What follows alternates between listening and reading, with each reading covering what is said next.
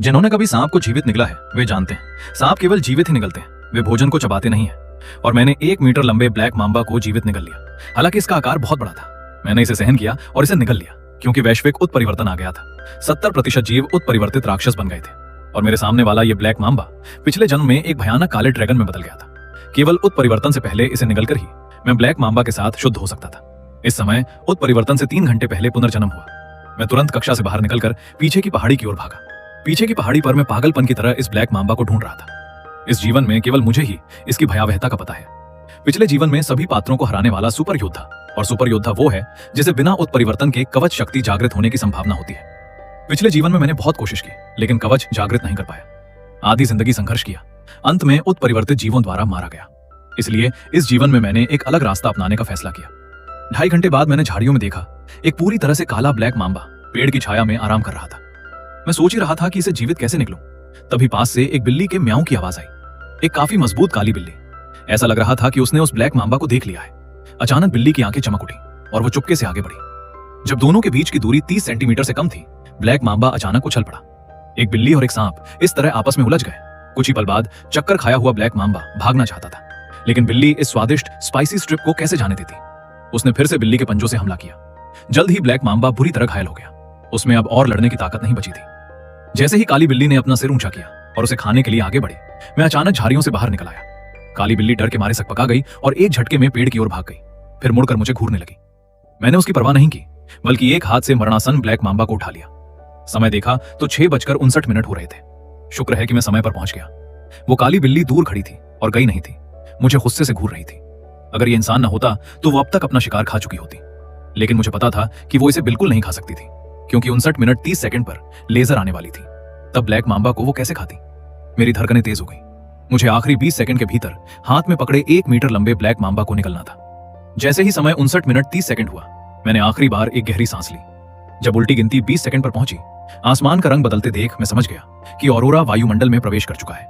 मैंने बिना किसी हिचकिचाहट के अपना मुंह खोला और उसे निकल लिया। मैंने जी मिचलाने के बावजूद उसे पूरा निकल लिया और मैं अभी भी महसूस कर सकता था कि ब्लैक मांबा मेरे पेट में तड़प रहा है। लेकिन उसी पल शानदार और चकाचौंध कर देने वाली ऑरोरा खामोशी से सब कुछ अपनी चपेट में ले गई। उसी क्षण मेरे शरीर के भीतर एक धमाका हुआ। मेरे पेट में तड़पता हुआ ब्लैक मांबा मानो आग की लपट में बदल गया हो, मानो मेरे शरीर के भीतर जल रही हो। सफल हुआ। अचानक मेरे दिमाग में एक थोड़ी बचकानी सी आवाज गूंजी, मालिक, मैं वही ब्लैक मांबा हूं जिसे आपने निगला है। आप तो पुनर्जन्म लेने वाले निकले।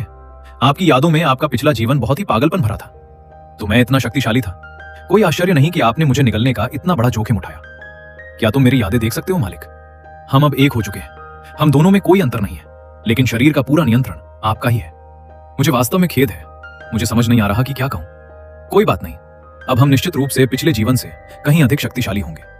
ठीक है, अब से तुम्हारा नाम श्याओ याओ होगा। इस जीवन के शासक हम ही होंगे। तभी दूर से एक दहाड़ सुनाई दी। मैंने ऊपर देखा कि जिस काली बिल्ली ने पहले ब्लैक मांबा को बुरी तरह प्रताड़ित किया था, वो अब कांटों जैसी रीढ़ वाले एक राक्षस में बदल चुकी है। ये देखकर श्याओ याओ ने एक दहाड़ मारी। उस बिल्ली को घूरते हुए काली बिल्ली का राक्षस इस समय पहले ही मेरी ओर झपट पड़ा। मेरी आंखों में एक काली बिल्ली का राक्षस इस समय पहले मेरी ओर झपट पड़ा। मेरी आंखों में ठंडी चमक दौड़ गई, बेहद कमजोर। जैसे जैसे श्याओ याओ ने बिल्ली के राक्षस का मांस खाया, मैं स्पष्ट रूप से महसूस कर सकता था।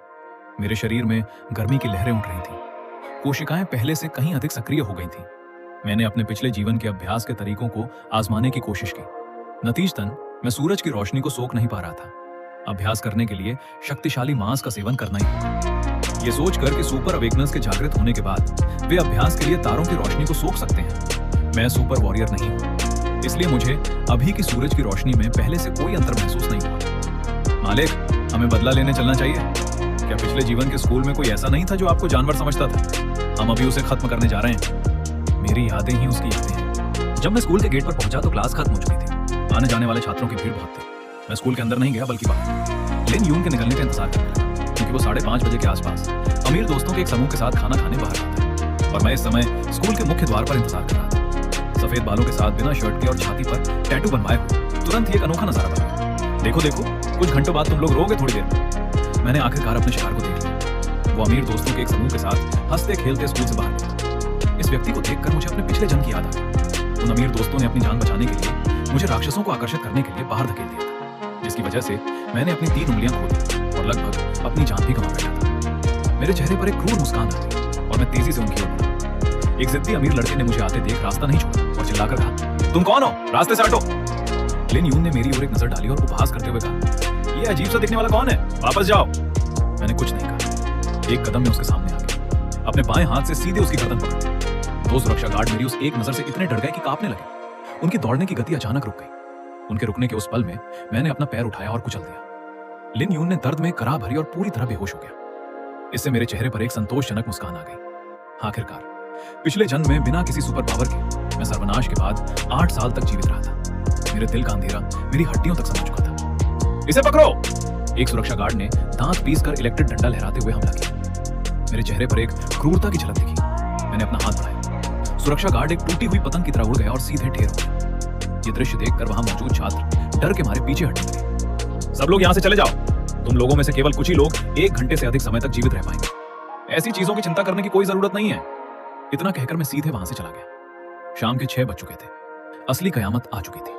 हर तरफ चीखें और दहाड़े एक के बाद एक आलीशान शहरों में गूंज रही थी।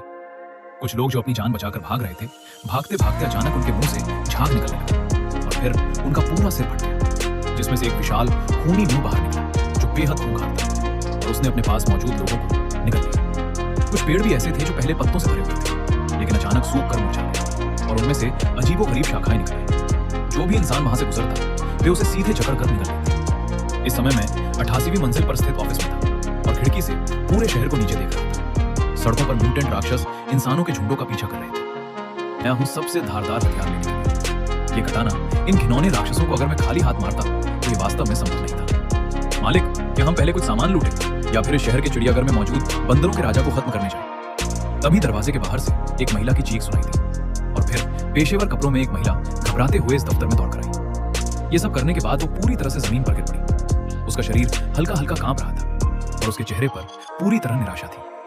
तुम कौन हो? तभी उसे एहसास हुआ कि चेयरमैन के दफ्तर में कोई अजनबी मौजूद है और उसने यहाँ राक्षसों की 4 लाशें भी देखी। मैंने बस एक नजर उस महिला पर डाली और दरवाजे की ओर कदम बढ़ा दिए। ये देखकर वो महिला लुढ़कते पटकते एक तरफ हो गई और डरते हुए मुझे दुनिया में तुम जैसी औरत की कोई कीमत नहीं है। मैंने उसे लिफ्ट के बाहर ही रोक दिया और पहली मंजिल का बटन दबा दिया। तुमने मुझे मरने के लिए छोड़ दिया। मैं तुम्हें श्राप देती हूँ कि तुम्हारी लाश भी नहीं मिलेगी। लिफ्ट जब पहली मंजिल पर पहुंची तो दरवाजा धीरे से खुला। तभी 4 राक्षस सामने दिखाई दिए। लिफ्ट में किसी को देखकर वे उत्साह से दहाड़ने लगे और झपट पड़े।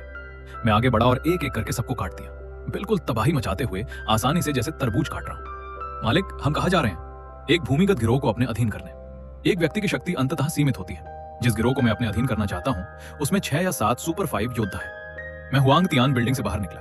कुछ ही पलों में अंधेरी रात में ओझल हो गया। जैसे जैसे शाओ याओ ने खाया, विकृत राक्षसों के शवों को मेरा थोड़ा भूखा पेट भी भर गया। शाओ याओ ने जिन विकृत राक्षसों को निगला वो ऐसा था जैसे मैंने भी खा लिया हो। शायद अब मैं इंसान नहीं रहा। जब से मैंने अपनी पीठ के पीछे के 2 ड्रैगन को बाहर निकाला तब से यहाँ से गुजरने वाले विकृत राक्षस भी मुझ पर हमला करने की हिम्मत नहीं करते। मुझे देखकर वे उल्टे भाग खड़े होते हैं। हालांकि भूख तो मिट गई, लेकिन अभी भी प्यास लग रही है।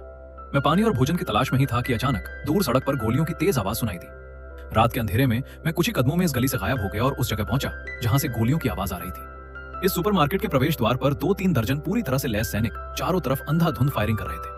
लगातार आ रहे राक्षसों के झुंड का सामना करते हुए गोलियों की आवाज और राक्षसों की दहाड़ एक साथ मिल गई थी। कोई भी डरो मत, गोलियां बर्बाद मत करो, सब उनके सिर पर निशाना लगाओ। इन राक्षसों को साफ करने के बाद सुपरमार्केट में ही रुकना, बड़ी टुकड़ी के बचाव का इंतजार करना। लेकिन इतने सारे उत्परिवर्तित राक्षसों का सामना करते हुए वे सब घबरा गए।